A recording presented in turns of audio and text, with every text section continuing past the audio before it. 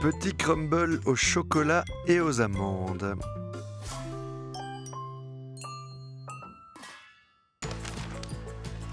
Pour cette recette, il nous faut du sucre, il nous faut des œufs, il nous faut de la poudre d'amande, un petit peu de beurre,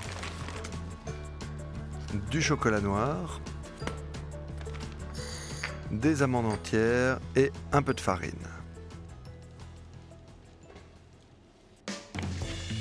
Alors, comme c'est de la pâtisserie, il faut un peu de précision, donc on va commencer avec 125 g de beurre qu'on va faire fondre et dans lequel on va ajouter 125 g de chocolat.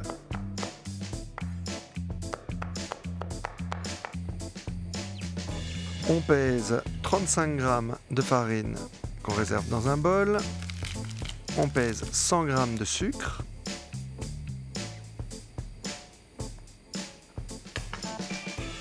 Alors, on fait fondre le chocolat.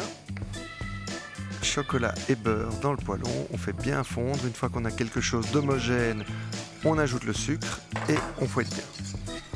Une fois que c'est bien aggloméré, on ajoute la farine et on incorpore le tout afin d'avoir quelque chose de bien homogène. Une petite pincée de sel, c'est toujours important dans le dessert. Et alors, en dehors du feu, un œuf à la fois, on va ajouter les 2 œufs. C'est important d'ajouter chaque fois un œuf, de bien faire agglomérer, puis seulement d'ajouter le deuxième. On répartit le mélange dans 4 ramequins et on va préparer le crumble. Le crumble, c'est un 4/4, 75 g de beurre, 75 g de farine, 75 g de sucre semoule, 40 g de poudre d'amande. On mélange bien. On peut ajouter une petite pincée de sel aussi, c'est toujours bien. Et avec les doigts, on va faire un crumble bien friable.